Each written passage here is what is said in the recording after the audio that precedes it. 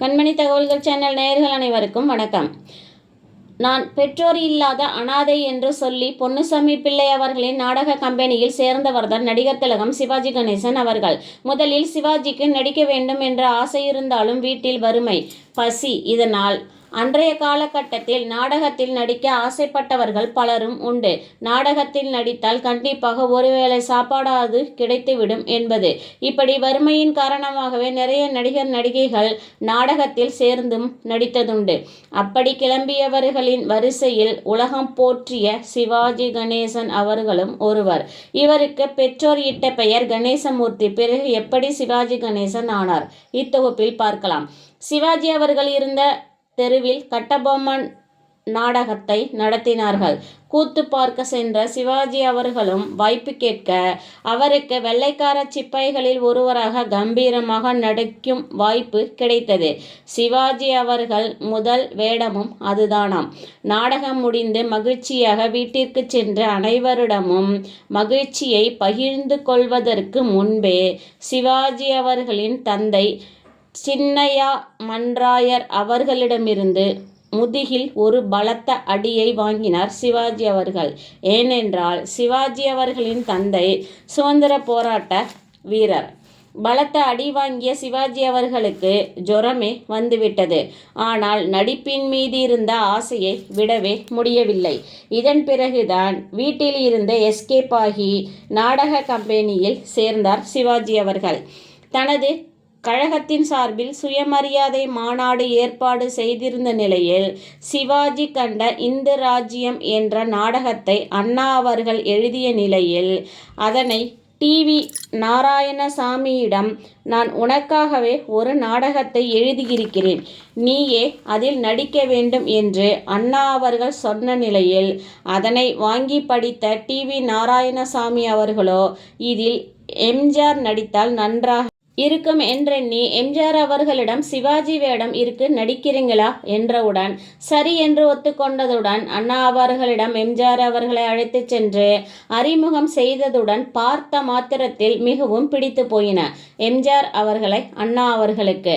அப்பொழுது எம்ஜிஆர் ராஜகுமாரி படத்தில் நடித்து கொண்டும் இருந்தார். வசனம் எம்ஜிஆர் அவர்களிடம் தரப்பட்டது.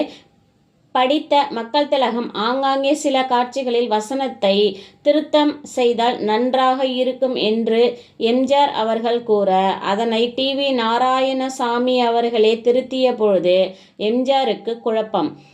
அண்ணா எழுதியதை டிவி நாராயணசாமி திருத்திய அதில் நாம் நடிப்பதா வேண்டாமா என்ற யோசனையில் நேராக டிவி நாராயணசாமியிடம் சென்று என்னால் இப்பொழுது நடிக்க முடியாது என்று விலகினார் எம்ஜிஆர் அவர்கள். எம்ஜிஆர் அவர்கள் விலகிய நிலையில் அப்பொழுதிருந்த சில நாடக நடிகர்களின் பெயர்கள் பரிந்துரை செய்யப்பட்ட பொழுது அவர்களும் நடிக்க மறுத்த நிலையில் KR ராமசாமி மற்றும் சிதம்பரம் போன்றவர்களுடன் தங்கியிருந்த சமயம் சிவாஜி அவர்கள். அத்துடன் சிவாஜி பெண் வேடங்களில் நடித்தும் வந்தார். அந்த சமயத்தில் சிதம்பரம் அவர்கள் டிவி நாராயணசாமி அவர்களிடம் கட்டபொம்மனாக சிவாஜி அவர்களை நடிக்க வைத்தால் என்ன என்று வினவ அக்கேள்விக்கு அப்படியே அண்ணா அவர்களிடம் சென்றது. அண்ணாவோ பெண் வேடங்களை ஏற்கும் சிவாஜி அவர்கள் இதில் பொருந்தி வருவாரா என்று யோசித்த அண்ணாவிடம் டிவி நாராயணசாமியோ அதற்கென்ன, நம்மால் முடியாததா என்று கணேசனை உருவாக்கலாம் கட்டபொம்மனாக என்று கூறினார். சிவாஜி கணேசன் அழைத்து வரப்பட்டார். நடிக்கிறியா கணேசா என்றார் அண்ணா. முடியுமா என்னால் என்று தயங்கிய கணேசனிடம் முயற்சித்துதான் பாரேன், உன்னால் முடியும் என்று கூறியதுடன் கிட்டத்தட்ட 100 பக்க வசனங்களை சிவாஜி அவர்களிடம் காலை 11 மணி அளவில் கொடுத்துவிட்டு நான் வீட்டுக்கு சென்று வருகிறேன், நீ படித்து கொண்டிரு என்று சொல்லிவிட்டு சென்ற அண்ணாவும் மற்றவர்களும் மீண்டும் மாலை 6 மணிக்கு மேல் அண்ணா வந்தவுடன் அனைவரும் ஆஜரானார்கள். அண்ணா அவர்கள் வந்தவுடன் என்ன படித்து பார்த்தாயா கணேசா என்றவுடன் வசனங்களை நான் பேசுகிறேன், நீங்கள் கேளுங்கள் என்று தனது சிம்ம குரலால் தனது முழு திறமையையும் பயன்படுத்தி வசனங்களை உணர்ச்சி பூர்வமாக பேசிய சிவாஜி அவர்கள் மன்னர் சிவாஜியாகவே மாறிவிட்டார். வசன பேப்பர் அண்ணா கையில்தான் இருந்தது. வசனங்களை தடுமாறாமல் ஒரு முறை கூட இடைநிறுத்தமோ மறதியோ இல்லாமல் முழு வசனத்தையும் பேசி முடித்தார் சிவாஜி அவர்கள். அவ்வளவுதான். அண்ணா அவர்களுக்கு உணர்ச்சி பொங்கியது. எழுந்து வந்து கட்டிப்பிடித்து தழுவி கொண்டார் சிவாஜியை அண்ணா அவர்கள். நீதான் சிவாஜி, மாற்றமில்லை கணேசா என்றார் அண்ணா அவர்கள். மாநாடு நடத்தப்பட்டது. மாநாட்டில் சிவாஜி நாடகம் அரங்கேற்றம். நாடகம் முடிந்த பொழுது பரத்த கரகோஷம். பெரியார் அவர்கள் மிகவும் ஆர்வமுடன் ரசித்ததுடன் இல்லாமல், நான் பல மாநாட்டில் சொல்ல வேண்டிய செய்தியை கருத்துக்களையும் நீ ஒரே மாநாட்டில் ஒரே நாடகத்தில் சொல்லிவிட்டாயே என்று பாராட்டினார் பெரியார் அண்ணா அவர்களை. அத்துடன் விடாமல், யார் அந்த சின்ன பையன், சிவாஜியாக நடித்து கொண்டிருந்தானே, அவன் யார் என்று கேட்டபொழுது பின்னால் தயங்கி தயங்கி நின்று கொண்டிருந்த சிவாஜி அவர்களை பெரியார் முன் கொண்டு நிறுத்தினார்கள். இவர்தான் கணேசன், சிவாஜியாக நடித்ததும் மாறியதும்.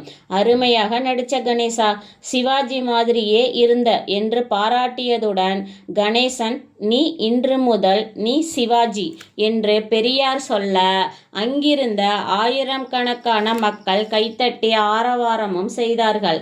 சிவாஜிக்கு தாளாத மகிழ்ச்சி. இந்த சிவாஜி நாடகத்திற்கு பிறகுதான் கணேசன் சிவாஜி கணேசனாக மாறிப்போனார். பெரியார் இட்ட பெயர்தான் சிவாஜி கணேசன். இந்த சிவாஜி கணேசன் தான் அண்ணனாக, தம்பியாக, ஏழையாக, பணக்காரனாக, மன்னனாக, ராஜராஜ சோழனாக, பாசமிகு தந்தையாக, வீரபாண்டிய கட்டபொம்மனாக, கர்ணனாக, சத்ரபதி சிவாஜியாக, சேவகனாக என்று தனது வாழ்நாள் முழுவதும் நடிப்பை தன் உயிர் மூச்சாக கொண்டு நமக்கு அத்தனை ராஜாக்களும் இப்படித்தான் வாழ்ந்திருப்பார்கள் என்று நம் கண் முன்னே காட்டிய பெருமை செவாலியர் நடிகர் திலகம் கணேசன் என்ற இயற்பெயர் கொண்ட சிவாஜி கணேசன் அவர்களையே சேரும்.